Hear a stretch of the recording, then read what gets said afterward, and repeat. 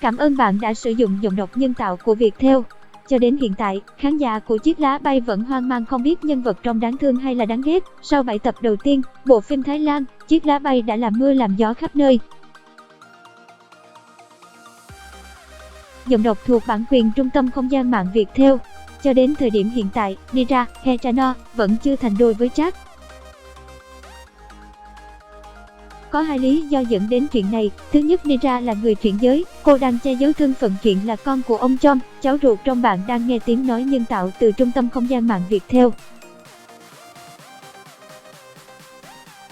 Bạn đang nghe tiếng nói nhân tạo, phát thanh từ Trung tâm Không gian mạng Viettel. Thứ hai, về mặt luật pháp, Rong lại đang là vợ của Jack, dù đã ở riêng như Rong, Jack vẫn chưa chính thức ly hôn. Bạn đang nghe giọng đọc phát hành bởi Trung tâm Không gian mạng Viettel. Khi ở bên cạnh Jack, Nira chẳng khác nào tiểu tam phá hoại gia đình người khác. Rong la hét ầm ĩ thế này cơ mà. Trong tập 7, Rong kêu gào thảm thiết khi mắng chồng ở chốn đông người. Bạn đang nghe giọng đọc phát hành bởi Trung tâm Không gian mạng Viettel. Bất chấp sĩ diện, Rong lôi kéo Jack rồi lại van xin anh hãy về nhà cùng mình.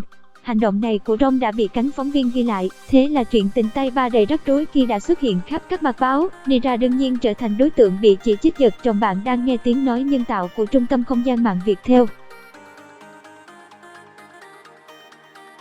Cảm ơn bạn đã tin tưởng sử dụng dịch vụ của Trung tâm Không gian mạng Viettel. Còn Rong tuy đang được ủng hộ nhưng cũng chẳng vẻ vang gì hơn, bởi phàm là phụ nữ, vui vẻ gì mà nói với cả thế giới rằng chồng sắp bỏ mình để đi theo người con gái khác trẻ đẹp hơn, giữ một người không còn yêu mình, quả thực là khó lắm. Cũng ở tập 7 này, Rong có cuộc nói chuyện đầy sâu cay với anh trai Chom. Dịch vụ tổng hợp tiếng nói được phát triển bởi Trung tâm Không gian mạng Viettel. Chứng kiến cảnh em gái cuồng loạn vì chồng, Chom đã lên mặt dạy dỗ.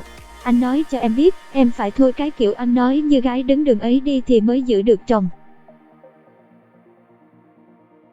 Dịch vụ tổng hợp tiếng nói được cung cấp bởi Trung tâm Không gian mạng Viettel.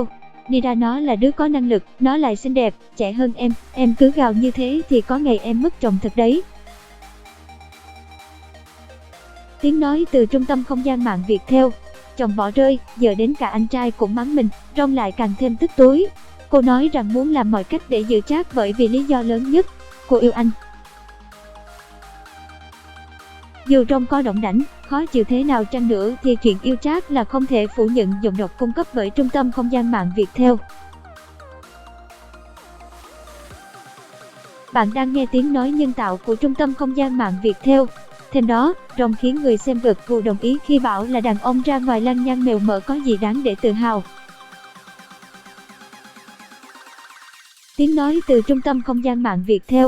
Hôm nay, đàn ông thích cô gái này, mai lại mê đắm cô gái khác, nếu vợ mà không giữ chẳng phải nhà cửa sẽ tan nát hay sao? Tiếng nói từ Trung tâm Không gian mạng, Tập đoàn Công nghiệp Viễn thông Quân đội Viettel. Rong nói anh Chom rằng cô không muốn lâm vào tình cảnh gia đình ly tán, vợ con chết trên đất khách như anh. Tiếp đến, Rong còn nhắc lại quá khứ, năm xưa chính Rong đối xử tàn tệ với vợ con nên mới dẫn đến cảnh gia đình ly tán. Cảm ơn bạn đã tin tưởng sử dụng dịch vụ của Trung tâm Không gian mạng Viettel. Vợ con Chom bỏ xa nước ngoài rồi gặp tai nạn qua đời. Rong nói cô không muốn như Chom, bi kịch đến một lần là quá đủ, Rong sẽ làm mọi cách để Jack không rời xa mình. Tiếng nói từ Trung tâm Không gian mạng Viettel. Bản quyền của Trung tâm Không gian mạng Viettel. Nghe tới đây, Chom tức giận bỏ đi, còn khán giả lại cứ hoang mang suy nghĩ về cuộc đời Rong. Bạn đang nghe tiếng nói nhân tạo từ Trung tâm Không gian mạng Viettel. Hóa ra yêu và giữ trái tim một người đàn ông khó đến thế. Rong cố chấp với tình yêu của đời mình không phải là vô lý. Bản quyền thuộc về Trung tâm Không gian mạng Viettel. Nếu đứng ở khía cạnh một người vợ, chẳng phải Rong đang bị Nira giật chồng hay sao? Dù chắc có tráng Rong cỡ nào cũng không dẫn đến chuyện ly hôn nếu như Nira không xuất hiện.